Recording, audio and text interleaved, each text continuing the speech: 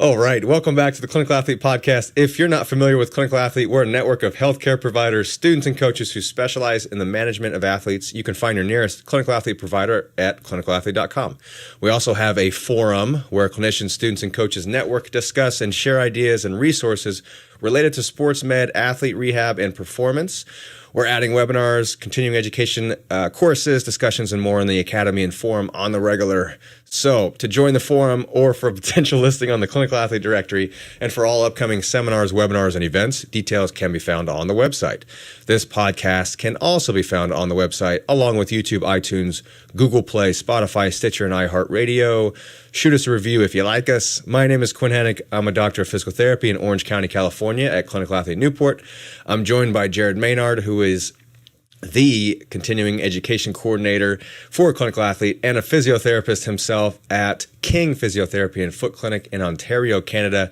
He's a certified strength and conditioning specialist and runs an online powerlifting coaching company and is a competitive lifter himself with a hammy that's strained. What up, Jared? Oh, thanks for throwing that last part in there, man. Happy to be here. Good. We got John Flagg, who is an athletic trainer and wellness director at Orthopedic and Sports Physical Therapy in White Plains, Maryland. He is also a powerlifting, weightlifting, and strongman coach at 301 Strong, also in White Plains, Maryland, and the owner of Rebuild Stronger, an online coaching platform for strength athletes. He's also a clinical athlete provider and lead instructor of our newest course, the Clinical Athlete Powerlifting Certification. How you doing, John? Doing well today, doing well. Nice to be here.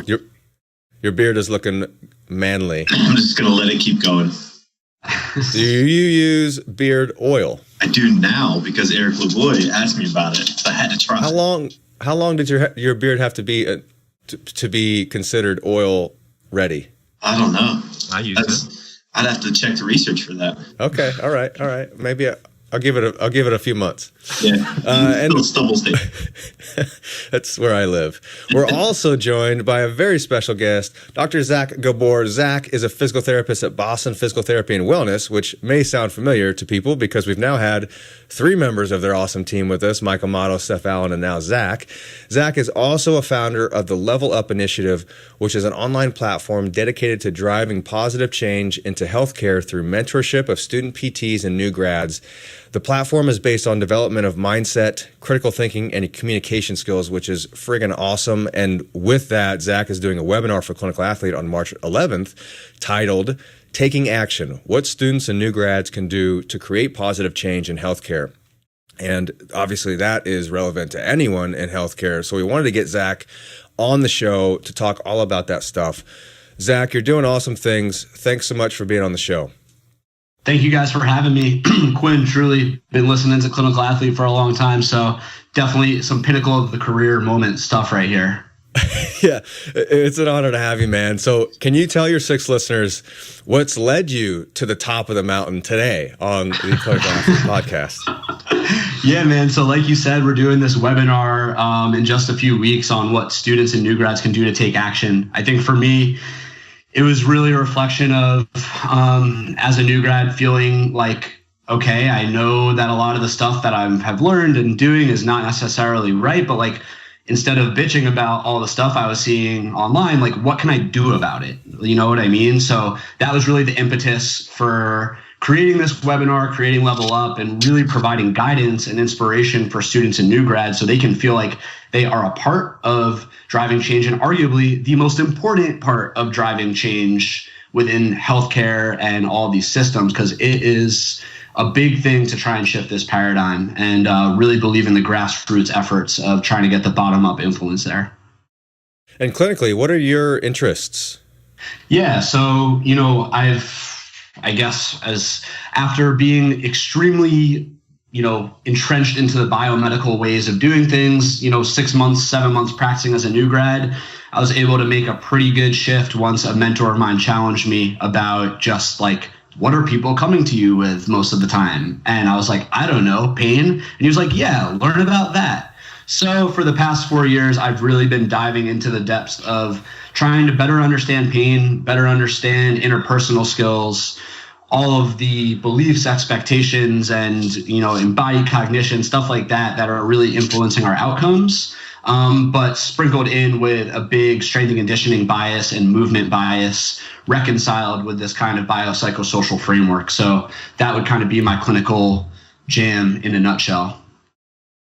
Very cool. And when you go onto the Level Up initiative, you guys kind of lay it down right off the bat. You've got the problems, you list a bunch of some of the issues in our current healthcare model, and then you've got proposed solutions, and which are not, they're simple in concept but not easy to implement, certainly. And that's kind of the impetus and concept of the webinar you're going to give to us, and we wanted to get into that a little bit. Can you just and rant as you may, the overall issues with the current healthcare model as it stands now? What do you see in that? Yeah, so this is like obviously an extremely lots of layers to this question, lots of different things to consider. I think from like even just a baseline perspective, from a model perspective, we're still very much entrenched into a very purely biomedical way of doing things. I saw a great post the other day from a guy named Lars Avery, which is basically like, biopsychosocial model is a lot like teenage sex. A lot of people are talking about it, but no one's doing it. So, we see people that are kind of talking about like, oh yeah, biopsychosocial, let's empower people. But I don't think people actually understand what that means, nor are they truly acting out on that. So, to speak on that again, this is going to be super ranty. So forewarning to all of you out there, right? It's kind of goes back to a lot of issues where we're first being encultured from a societal level. Before we even go to PT school, we are very much socialized by this sort of folk culture of biomedicine. And that's sort of when we're going into school, that was why I wanted to go to PT school. I was excited to be this, joint cracking, adhesion breaking, like sexy physical therapist doing all these things. You're still sexy. Thank you. But it's like, so I think a big part of it is that's how we're encultured. That's a big part of how we're socialized before we even get into school. And then we're extremely further encultured by a lot of these values within an academic setting. So there's definitely schools that are doing a better job of being more progressive and championing a biopsychosocial framework, but we're still very far behind in the sense of schools are teaching to boards are very biomedical, and they're finding a lot of the people in power and influence are unable to kind of like break through and teach some of these different perspectives because it challenges the dogma of centuries of work, and it's not on the boards too. So I don't know. There's so many layers, which I'm sure we'll unpack now, but that's, I guess, my opening statement. Try to unpack. Can you differentiate between biomedical and biopsychosocial? When you say biomedical, how do you distinguish that framework? Yeah, so my take on it would basically be a biomedical framework is essentially very much a dualistic model in the sense that it's body as machine, where we're able to break problems into parts, and we're able to like say, oh, this part is a problem, let's fix that, and now let's get you better. And it's looking at very much purely like mechanical or biological constituent parts as part of the problem.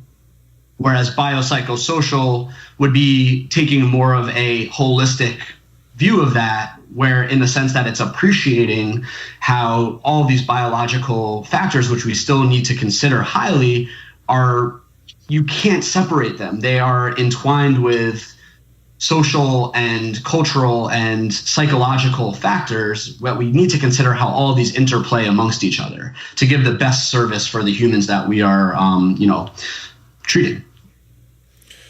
Do you see the same issues in physical therapy school or just any healthcare profession, the programs, the educational programs? You see the same issues being addressed or not being addressed versus with healthcare as well? Like, we're taught this biomedical model, right? And thus we practice in that way, and then we learn about this biopsychosocial model almost after the fact. After we graduate, after we're getting some skin in the game, all of a sudden we're like, oh, whoa, there's this this thing, what is this? And then you dive deep.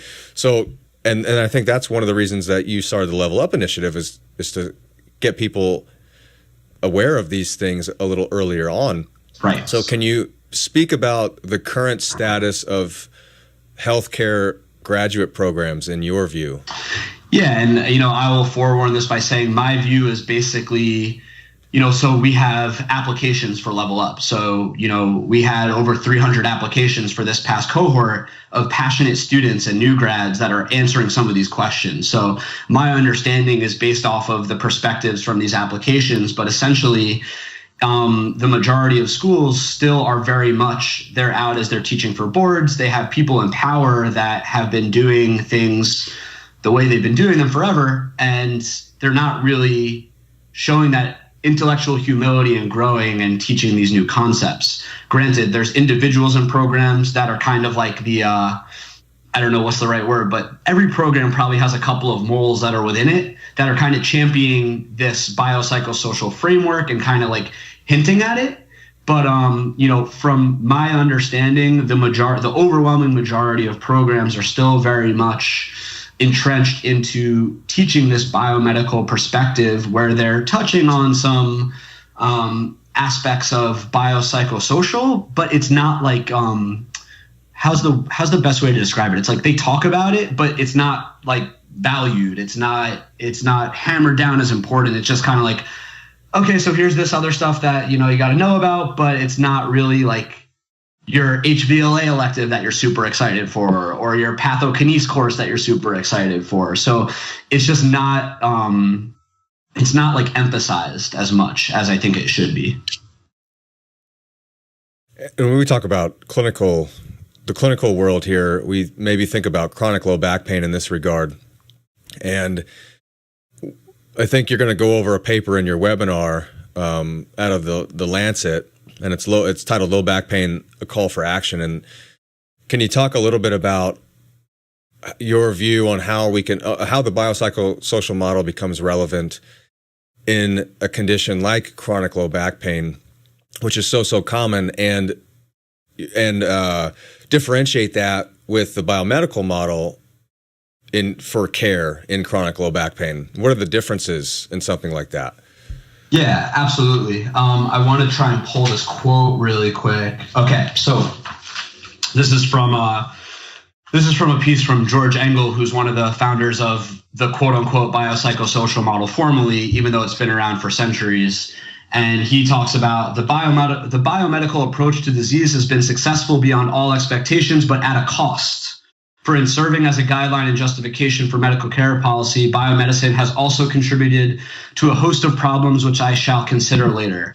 So I think that George does a great job of kind of alluding to this, hey, biomedicine does a great job of, certain aspects, but at a cost. And what he means with that cost is talking about, the iatrogenic and nocebo effects of a purely biomedical model. And I know you guys just had your journal club on that article about nocebo. So I know the clinical athlete listeners are woke to this concept for some time. But basically, my take on it would be that when we are communicating narratives to patients that really further solidify this body as machine perspective, which is kind of what we're taught to point out all these dysfunctions, we are further instilling these belief systems, which might influence their actions, their coping strategies, and how they're going to end up taking care of themselves to manage this autonomously, where a biopsychosocial framework would understand that how we communicate these things is super important, because we have to understand that, just because someone has low back pain, they might not have any real like biological issues. An example of that would be like a very reductionist example of that would be like imaging, where someone has low back pain, they get imaging, there's no findings. So they're like, well, I still feel this pain, or I still have, it's still affecting my life in this way. But when you look at it through a purely biomedical lens, you end up trying to reduce these other problems down into something they're not. And it can create this nasty negative feedback loop of disuse, fear avoidance, kinesiophobia, where a biopsychosocial framework would be able to understand the other factors, like how are they socialized? What are their beliefs about this? What did their friends tell them about this? What did other medical providers tell them about this? What are their expectations about what they're thinking needs to happen to get better? So it's really just understanding that lived experience of the human in front of them and trying to navigate and problem solve together, which I think is a key component as well. It has to be this collective, collaborative approach to empower them and provide this self-efficacy. Is there, we talk about like pendulum swings too, but to be clear, also, we're not saying, it's biopsychosocial. Right. So it's not that we're saying, oh, there is no bio a part of this. But the way that, I try to understand these things is, especially in rehab professions, we are trained to be pathologists. Right. We're trained to look for problems. The assessment is kind of like, it's like we're looking for whatever we can to intervene on. But the problem is we aren't great at accurately finding or diagnosing or prognosticating. We're not super good at that stuff yet. And so we've got all these tests to find biological problems, but the tests themselves aren't great at, they don't have great validity, or they're not super reliable, or their likelihood ratios aren't really that good. And when we spend so much money learning about these things in school, we're biased to use them, and it's a very hard thing to change. Oh yeah, and that's the terrible irony of it all, though, is like not only are they like specific or sensitive in helping to rule these things in or out, but by focusing on that and creating this vigilance, we're arguably perpetuating the issue. And that's one of the things that we'll definitely talk about in the webinar is, I think that we're kind of going down the wrong path by focusing on treating pain. It's ironic within itself, because by focusing on treating pain, we're kind of perpetuating this issue. But what I would propose is rather focusing on treating disability and, creating more self-efficacy and autonomy. And as a byproduct, you probably get reduction in pain. But, it's kind of this mismatch where we're so focused on like fixing pain that I think we're our own worst enemy in a sense. And we have this very human instinct to feel terribly uncomfortable with the uncertainty of it all. I think. Would you say that? A little bit, yeah. Sorry. Go ahead. To add a little bit of a wrinkle to that, make it even more complex, is the patient expectation of long-term narrative that they're fragile. They come in and they see a practitioner maybe for the first time, or one of us for the first time, and there's almost a process of de-education that has to happen, where we have to kind of show them that they're anti-fragile or that they're robust. And it's very difficult because it perpetuates that same cycle. Well, right. You come in and you're telling me all these things, and now I have to do all these tests to figure out exactly what's wrong so that I can give you an answer because you're telling me something's wrong. Well, that's literally exactly it, man. It's really a tough thing right now because, they have societal expectations of coming in and getting fixed, and then trying to create value with what we're doing by empowering them and de-educating them becomes a tougher battle for us, Mm-hmm. Because it's much easier to come up with a narrative and a quick modality and get some temporary relief than it is to build that self-efficacy, which is going to be longer term. It's a lot sexier, that's for sure. Oh, yeah. Yeah, absolutely, man. Totally. And that's the funny thing, too, is, so Quinn, to your statement before, I think it's worth bringing up, like, it's biopsychosocial advocates like myself are constantly strawmanned by others. And for those who don't know what a strawman argument is, it's basically when someone misrepresents the statement that you're making, and attacks it. So essentially, folks will say, oh, Zach, you don't care about biology or biomechanics or pathokinesiology, and that couldn't be further from the truth. It's really just trying to encompass all of this into one holistic model that appreciates all the value. And then, John, speaking to what you were just saying too, it's funny, right? Because I remember there was this article that came out that Lorimer Mosley put out earlier this year, which was like all the anti like biopsychosocialists were like, yes, acute pain education isn't shown to be any better than sham education. Ha, see, biopsychosocial model doesn't work. And it's like this massive straw man argument where people are missing the point. And I think that, you know, when it comes to pain science and education and self-efficacy, the goal is not to reduce pain, which it was shown to be effective for. It's about creating self-efficacy and autonomy and championing what the Lancet proposes as this positive health concept. So I think the sooner we can shift from focusing on treating pain, you know, that's not the goal. The goal should be to try and improve function and decrease disability. And I think that's what the research would support at this time, rather than trying to find this panacea to treat pain. Speaking of straw man, another maybe rebuttal that you'll get sometimes is at what line do we start to become psychologists versus physical therapists or other, you know, insert rehab professional here? And are we just sitting there and talking kumbaya to our patients for an hour about their feelings and their beliefs? How do you push back on that? Because I know you've heard it. Oh yeah, no. Well, we write poetry together and we just sit in there and talk about our feelings. No, I mean, you hear that all the time. Like I remember, like when I was a new grad and I went to a dry needling course with James Dunning, I remember him being like, "We're physical therapists, physical," and I'm like, like it gets like, yes, we are physical therapists. We encourage movement, loading, exposure back to meaningful activities. And that's within the context of also reshaping maladaptive cognitions and beliefs that are going to influence their said ability to get back to meaningful activities. So there's absolutely that physical component to what we're doing, without a doubt. If anyone's sitting there and only just talking with no coaching of movement or anything like that, or even manual therapy, like then, you know, we're missing the mark too. You know, it's a combination of all of these things. Can you talk a little bit about the concept of DeEducation? John brought that up a little bit earlier, but the idea of actually intervening to address misconceptions, you know, and not just addressing them at a whim, but making that as a point of emphasis in your program. Is that something that you guys address? Yeah, definitely. And I think obviously draw a lot of inspiration on this and info from the likes of like Peter O'Sullivan and some of the cognitive functional therapy blokes out of, you know, England, Australia.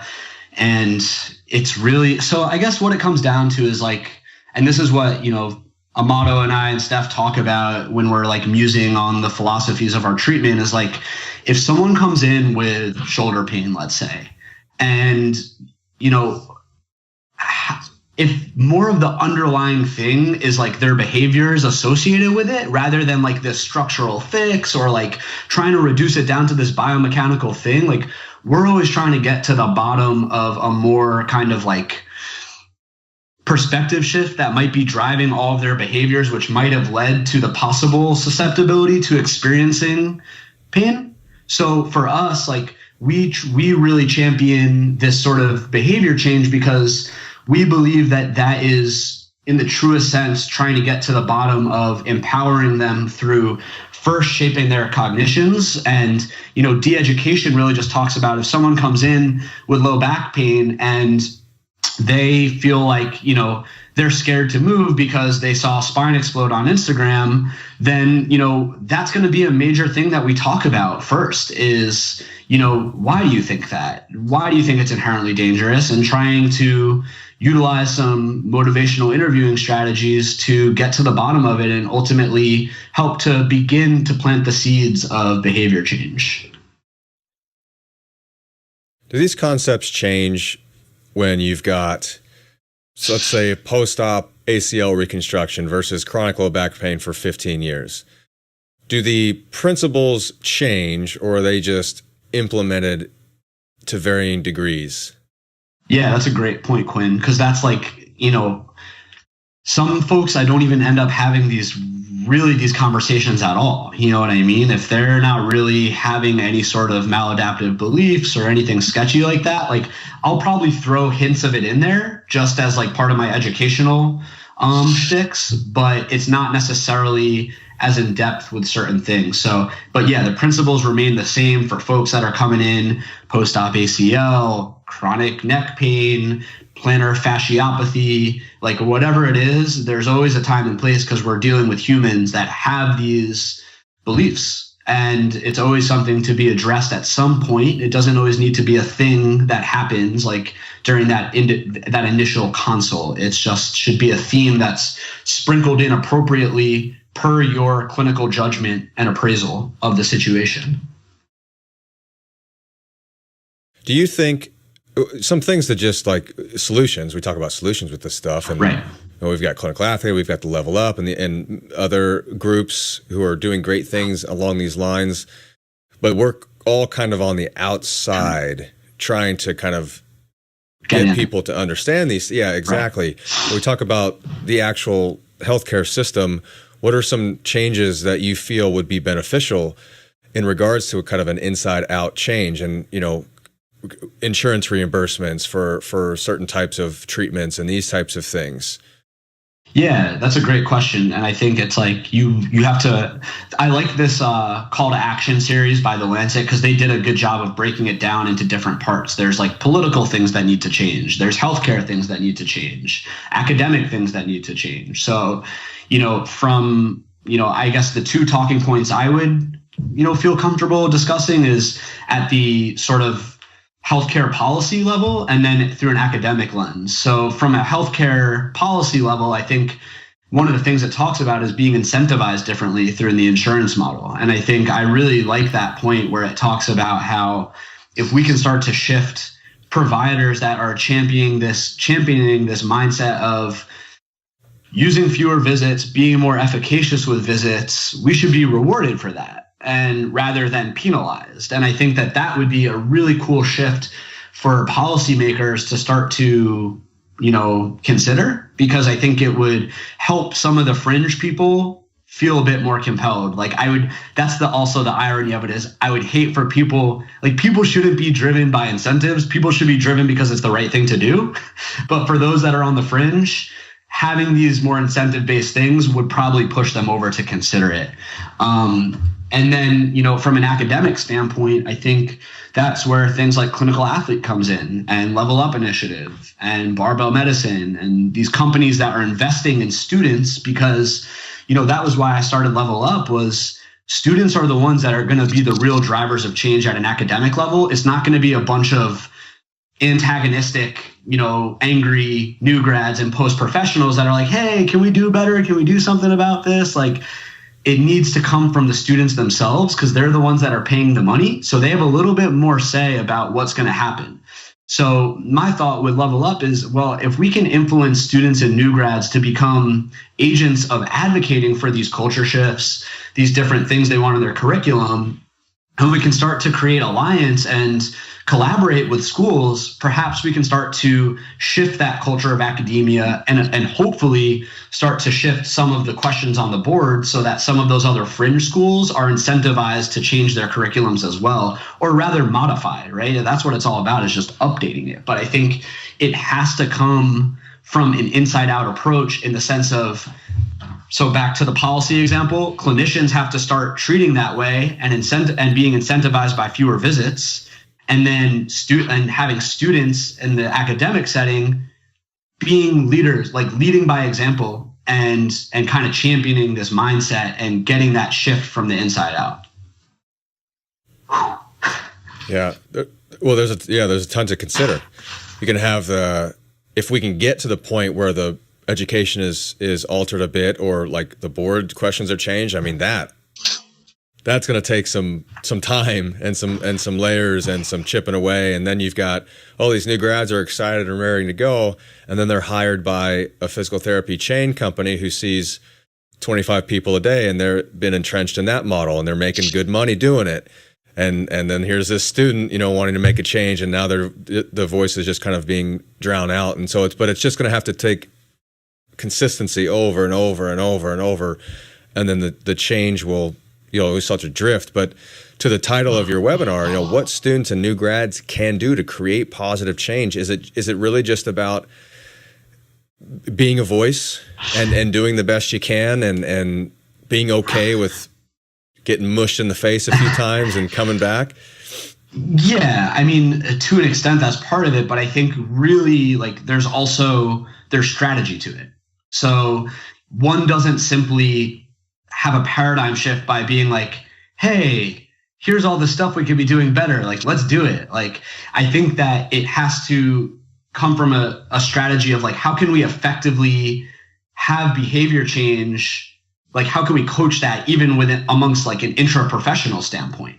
So, really what we talk about a lot in Level Up Initiative is trying to equip students and new grads with better strategies for having these difficult conversations, because it's really taboo to have these conversations. It's really taboo to challenge the norm. And, having a culture that is more okay with having these difficult conversations and having students and new grads that feel more comfortable navigating these situations in a less antagonistic way. So that's an area that I've grown tremendously over the past year or two through my own reflection. Is I am admittedly and was extremely antagonistic. And it's hard not to be when you're like fired up and you're like, oh my God, how could we be doing this? Like, we're doing all this bad stuff and like blah, blah, blah, blah, blah.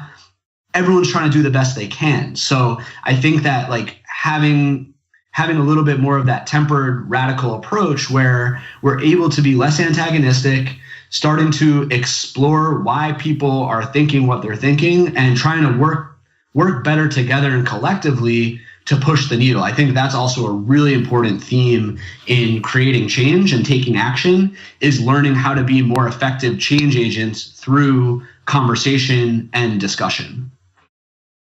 Does that make sense? Oh, it totally makes sense. You guys, I think that's part of it, right? Yeah, like the backfire effect, right? Like, you guys recommend, You Are Not So Smart podcast. And I think that's a big problem, is that we've siloed ourselves by being too antagonistic and being too tribal in a sense, where it's just having more of that embrace of trying to work collectively, right? One of the pushbacks that I'll hear about just, critical thinking, not a pushback on it, but these more philosophical conversations that happen, is that we still have clinic work to do. These conversations are, these conversations are awesome to have, and it gets you thinking and it gets you fired up, and you're like, I need to be better, and I'm going to dive into the literature. And then on Monday, you still have that patient sitting in front of you, and it's just like, oh crap, what do I do? And yeah. Do you give students recommendations, or do you talk to them about how to balance, and they're students obviously, so maybe they're just dealing with their clinical rotations, but new grads are just deer in the headlights already, and now they're getting inundated with this, some of the things I learned in school may not be up to date. Okay, I'll learn more, I promise, but holy crap, I've got Bob in front of me with back pain. So, did you see that post that went viral? I think it was last weekend, Chad Cook's slide from like a presentation, which was basically like facts about what manual therapy doesn't do. Dude, I got like 10 DMs from students in Level Up that messaged me that, and they're like, what do we do now? This is what we're learning in school. And I'm like, that's like the stages that we go through, right? Like, people like, when I found out about Clinical Athlete at a time that I was already very open to challenging my beliefs. But like when I first graduated, Clinical Athlete would have had me super butthurt because it dissolves what you just spent 3 years learning.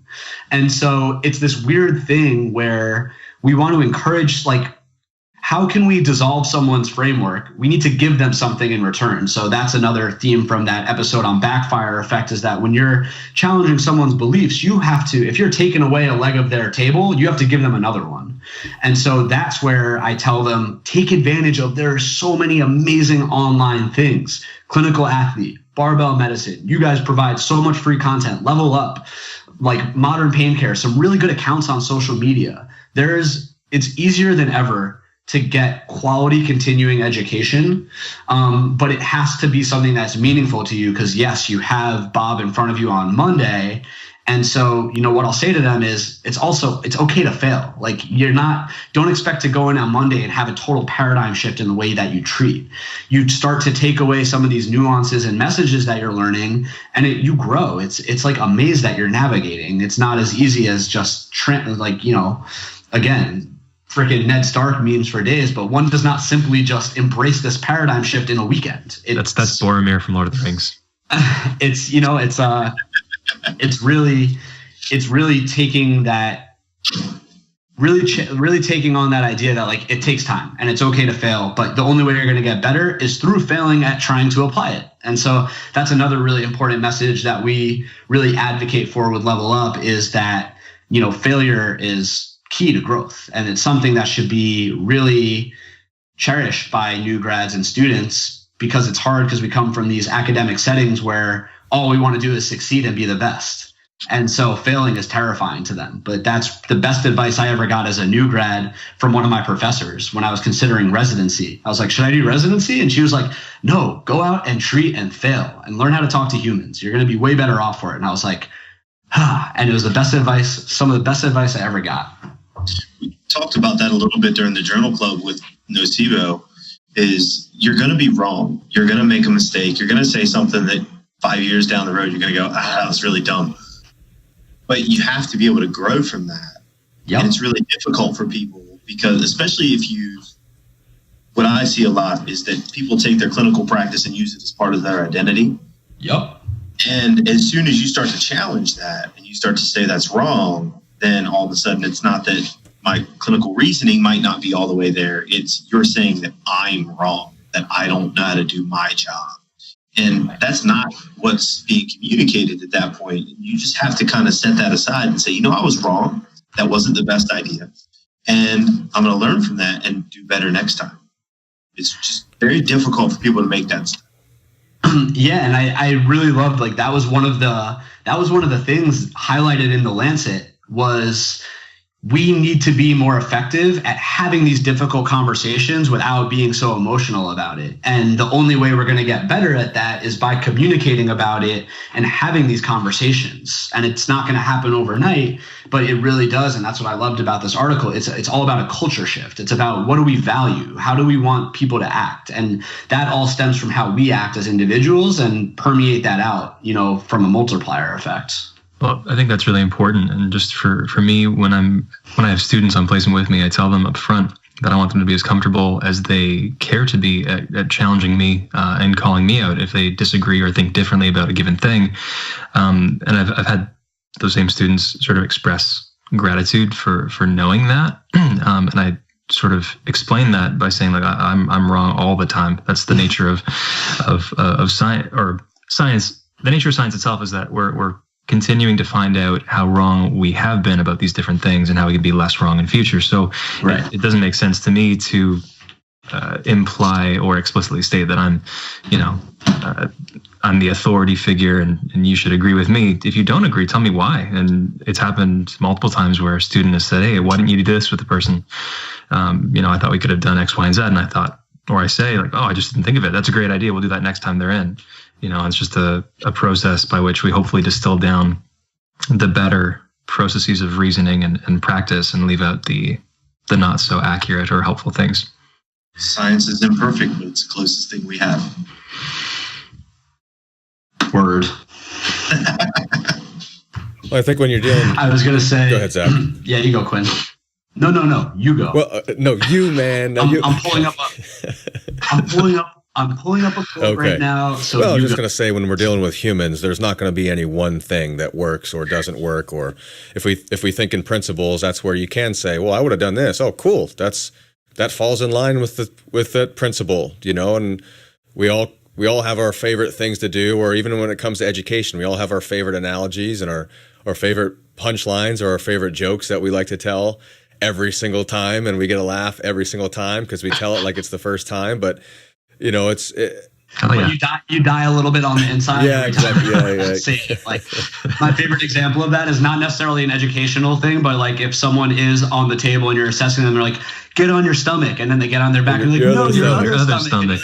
Oh God, I want to kill myself right now. I think one of the issues too with some of the the models out there of the high volume, like the mill clinics that are just rolling through assembly lines of patients, is that students, new grads, and people who have been out for a few years, we don't get deliberate practice to better our craft in that environment, because you don't have the time to reflect on the difficult patient or think about what you did, because you're buried in 2 other patients that just walked in the door, plus all the paperwork that's coming with everyone. And the last thing that you want to do after you leave work, knowing that you've got to be right back in the office at 7 a.m. tomorrow, is to think about what you did at work. You want to turn that off. And that's, I think, how we get, first of all, it's how we get burnt out.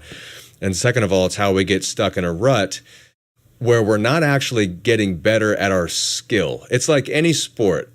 If you're not deliberately practicing, if you're just going through the motions with the same skill set that you've always had, you're not going to improve. You're just going to further deepen the well of where you are. And it's the same with education and getting better clinically. It's a skill, and it's just hard to get better at that skill if you're not reflecting when you're in that setting. Yeah. And I was going to say to that, Quinn, so I think I meant to talk about it earlier when we were talking about the high productivity mills, if you will. But so, I think an important counter argument for that is that, it's like, okay, well, what am I supposed to do, right? And I think in that situation, and I think one of my lifelong goals with Level Up and before I leave this earth is to try and have conversations with some of these bigger corporate companies and seeing if they're able to have a shift in the way they do things. So, for example, they argue, well, we need to get higher numbers so we can be more productive, make more money, da-da-da-da-da. So here's my counter argument, and I think it's exemplified by how we do it at Boston PT and Wellness. And it's a great example and blueprint is we don't have a high visit per referral. So we don't see patients for a lot of visits, but we see a shit ton of evals every week. And so not only are we still productive and making a profit, but we're infecting more people with this empowerment model and making a bigger impact on society. So it is a very feasible model, but it starts with a perspective shift, and it starts with the higher ups of these companies having to value that. And one of my goals is, if I can build up a big enough following with Level Up, I want to be able to have leverage with some of these corporations and be like, hey, look, we have some amazing PTs that would love to work for you, but they're not going to work and they're not going to stand for this shit. So maybe we can work together and see if we can start to have some of these subtle changes within your value system.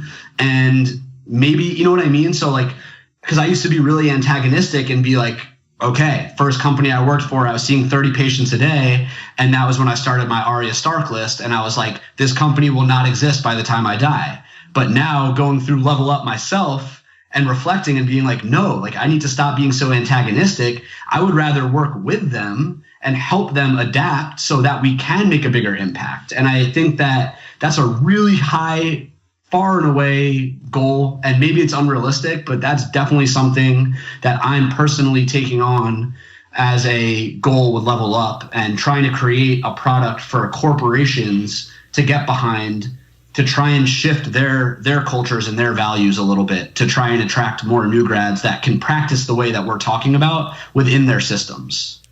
And I think we talked about it a little bit before, but to gain leverage there, we have to have a top and we have to have a bottom up approach, right? So First thing you kind of mentioned earlier in the podcast is regulation, right? You have to look at what's being reimbursed, where are we getting incentives from, and if reimbursements are going down and it's better to see 150 people a day as opposed to 50 people a day, they're going to try for that volume. Right. But the other thing is from the bottom up to change the workforce. Because if you take a job, that's your vote, right? That's how I always kind of look at it. Just like if you spend $1, that's your vote on the product. Mm-hmm. You take a job, that's a vote of confidence for that company or that stock. And I know that's kind of a hard pill to swallow for some people if you do work for one of these larger companies and you might not agree with the mill, but you're in it. You still kind of voted there because your work is there, and it's a growth opportunity. And I understand that, but if we change the workforce fundamentally from the bottom up, and we have people stop taking those jobs because they want to practice a particular way, right, you start to see them lose power because now their providers are gone. Well, that's a great point, John. And actually, funny you say that. I've had, since starting Level Up, I've had a handful of new grads reach out to me telling me that they quit their jobs because they weren't standing for that shit anymore. Damn. And I sort of felt bad because I'm like, shit, they're out of work because of some of the stuff we talk about. But at the same time, I'm super freaking proud because people are standing up for what's right and they're not going to tolerate that. And I think you're pointing to, John, that's exactly some leverage that we'll be able to have with some of these bigger corporations is hey, either you're not going to have solid PTs working for you, you're going to have high turnover rate, which is extremely expensive for you and not that's a big part of your productivity. But here's this new model that can not only be productive, but it can create a really great culture and a really great impact on society. You know what I mean? Yep. But that is very wishful utopian thinking. So that is going to be much harder to accomplish than we think. But I think that all the stuff that all these collective groups are doing is pushing that there for sure. We're both probably going to be old before we see that. Soon. I hope before my lifetime there can be some tangible change, but you know what? Not going to stop. Me and Steph joke around because it's we're constantly when we're not at work, we're just talking about PT stuff, and it's I feel like we're going to be on our deathbeds when we're 80 or 90, just being passionate and fired up about taking action and doing some shit. And it's a lifelong journey, man. But it's never going to stop until we actually start to see some tangible change. Well, some of the most influential people aren't influential until they die, right? Yeah, what's that cliche that change happens one funeral procession at a time? Yep. Zach, if you had to give first of all, we only have 6 listeners, but we got a decent amount of students, so I'd say at least 2 of them are students. What would be your message? Because right now their chin is quivering, they're a little scared because they just had class and they learned learned about a 1982 model of a biomedical approach, and they've got clinicals coming up on Monday. If you give just a word of advice for the here and now, for the student who's kind of in the middle of all of this, confused and just trying to be better at what they're doing, what would it be? It's hard to say just one thing, but I guess for that particular instance, I would say starting to be more comfortable with it all and realizing that having that reconceptualization that it is not a change that happens overnight, but rather a journey. And I think that's good too, because it parallels the patient care and how we can have effective communication with some patients with deeply instilled beliefs. But so to students and new grads out there when your belief systems are dissolved, reconceptualize the journey aspect of it and realize that this is not going to happen overnight, but feel inspired that every day you take action to learn more and have good mentors that are challenging you and pushing you in the right direction, you will get there. But just setting that expectation that it does not happen overnight.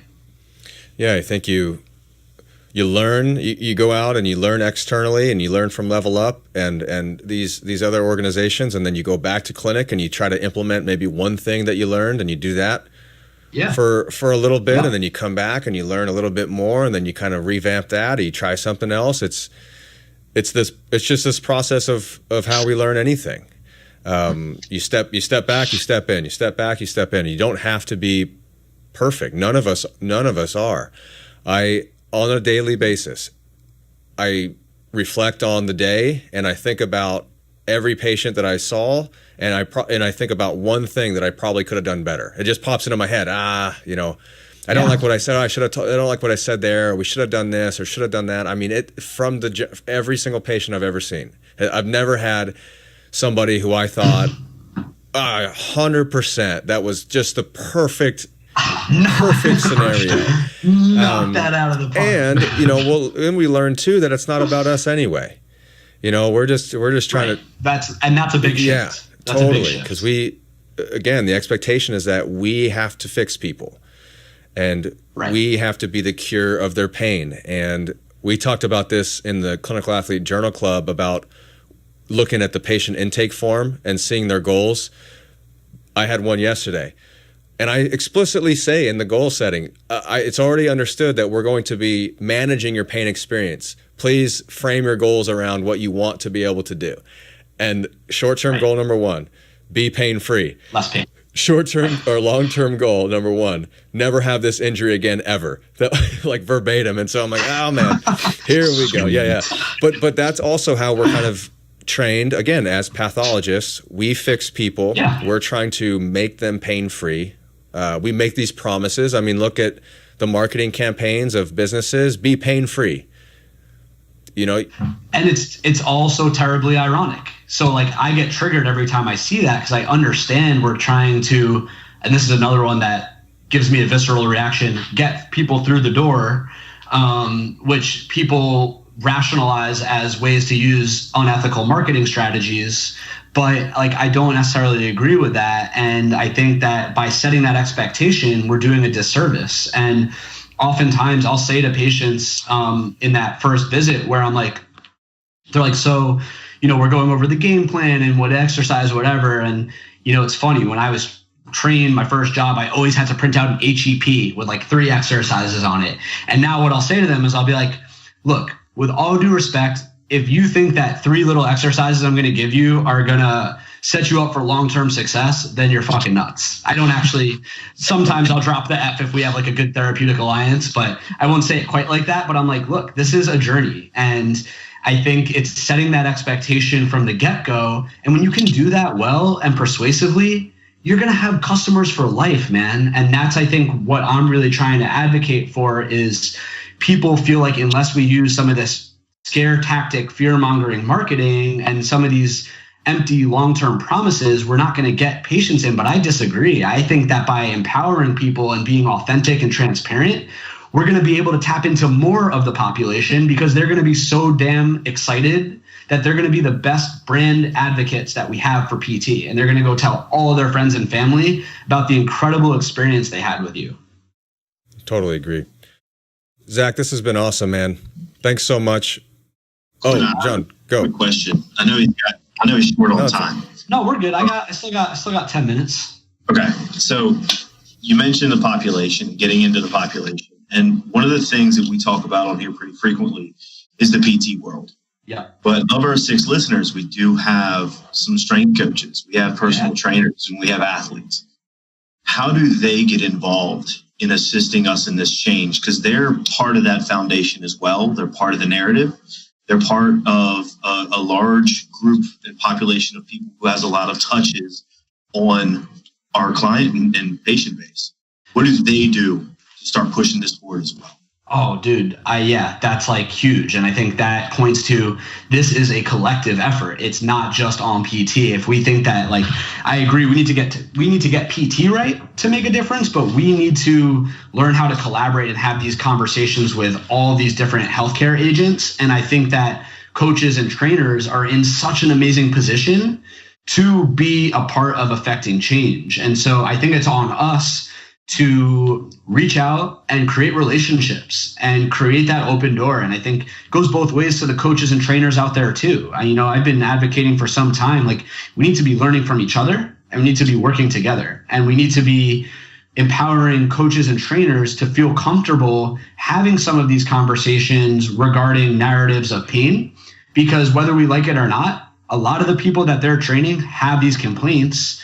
And whether we like it or not, getting a training certification over a weekend is a really low entry point to working with these clients.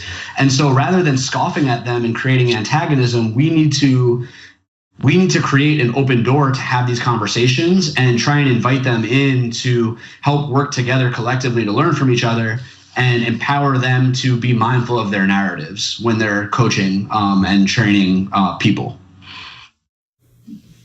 I know for me recently, it's worked the other way around as well. I've learned a ton from strength coaches. I've been picking Kevin Cann's brain pretty deep lately on movement variability. And if we go and we kind of pick the brain of people who are in a weight room all day, we can start to better understand Therex prescription, some of the other things that we really need to get a little bit better at as a profession in the whole. But I really think we need to bring them along as a population and unite and kind of push forward, because if we can do that, we get more exposure to the general population, we knock down some of those misconceptions and narratives, and we can hit them from a bunch of different angles as opposed to people coming in. Because I've literally had a patient tell me that their trainer told them that their diaphragm was no longer. Yeah. I mean, that's hard to overcome. That's every day, man. That's every day we get these narratives, right? And I think, just to your point, I 100% agree. And it's also, that concept is analogous to how we should be interacting with MDs and physicians and chiros and LMTs. And we need to get out of our silos and understand each other's perspectives and worldviews and learn from each other, because we're all in this mess of healthcare together trying to facilitate change. But unless we have conversations, we're all going to continue to kind of be siloed. So it takes agents that are inspired to reach out and do something about it, because otherwise shit does not change. So it has to take people taking action to make it happen. And that's where, like Quinn, I'll be honest with you, dude, Clinical Athlete, man, I think you tapped into something years ago. How old is Clinical Athlete now? 3 years. 3 and a 4 half. years? Yep. Yeah. Yeah. So, I mean, Clinical Athlete is one of the OG networks that really started to unite this, tribe, if you will, of motivated people that want to do better. And it's opened up avenues for other people to feel inspired to create things. And I think that you're just starting to see now this multiplier effect that when I come back to it, I'm extremely grateful to things like Clinical Athlete, because I think it's one of the first things that one individual, like you, fucking just took action and created a company, and you started this massive network of people that want to do better, and then people create relationships in there and do their own thing or whatever. But now you're seeing this mess of amazing people, whether it's Level Up, Barbell Medicine, Clinical Athlete, like there's so many different nuanced relationships of people taking action and doing things. So it's that multiplier effect that's so important. And I know personally, I am forever grateful to all the stuff that you've created. And it really is an honor to be on this podcast, and a bit full circle for me, because, it's been huge in my career. And I think that the service you're providing for students and new grads is fucking sweet, man, and power in numbers. And we are starting to create, a bit of a difference, whether we like it or not. And, one last little quote that I have here, which is for the students and new grads out there on facilitating change, is from Nicole Piemonte, who wrote this really beautiful book called Afflicted, which Amato obviously showed me and put me onto. But basically, she says, creating this kind of change is a tall order, to be sure, but we can take steps that will at least get us closer to a more responsible education of our future professionals, provided we no longer approach physician formation in the passive, didactic, memorize and regurgitate fashion that has come to define so much of medical education. So for the students and new grads out there, lead by example and really exude these values, because you are the ones that are going to start to create change by your actions and have meaningful conversations with your professors and your other students, and just make it happen, because it's not going to happen unless you take action and do some things. So feed off of the creativity of things like Clinical Athlete and the other groups trying to, take a step in and do something about it. Love it. Thanks so much, Zach. Where can people connect with you, find you, connect with Level Up? Yeah. So my personal Instagram that I'm still active on it from a story perspective, but I don't really post on it that much. At Simple Strength Physio. And then Instagram at the Level Up Initiative is our Instagram handle. And you are more than welcome to always shoot a DM. We are an open door, love helping students and new grads as much as we can. And yeah, that's I think that's all I got to say about that. When's your next cohort start? Next cohort starts in August of 2019, and the applications open for July. And it's starting to become really fun, and we're really starting to develop a really solid curriculum. And I was saying earlier, like one of my goals with Level Up is some people aren't ready to get their belief systems dissolved. like in a sense that like clinical athlete, barbell medicine, people aren't always ready for that right away. And so one of my goals with Level Up is to be kind of that intermediate step for people on the fringe and equip them with that mindset and value system where now they can get funneled to really great clinical educators that are really going to help fill that void. So, that's really one of the big pushes I'm trying to make, is be that kind of intermediate step for a lot of the people that maybe aren't quite ready to jump into getting their, beliefs challenged. That's awesome. And again, Zach is going to do a webinar for us on March 11th, all about this stuff. So tune into that. It's going to be great. We're excited. Yeah, hell yeah, dude. I was just going over the intro yesterday, and we got some good. It's fun, man. I was getting hyped writing it up. Jared will tell you the Physio Night Out presentation that we did was super fun, blasted with some relevant memes, and we'll definitely be sure to leave you feeling excited to be a part of doing something about this healthcare predicament that we're in. The meme game better be strong. We're looking forward to that. Steph Allen don't got nothing on my list. All right, we'll have to. I might. Yeah, exactly. All right, man. Well, again, thank you so much. Really looking forward to the webinar. You're doing amazing stuff with Level Up, and we look forward to more. Got it. Thank you. All right. Thanks, everyone. Thanks, Jared. John. Love you. Mwah.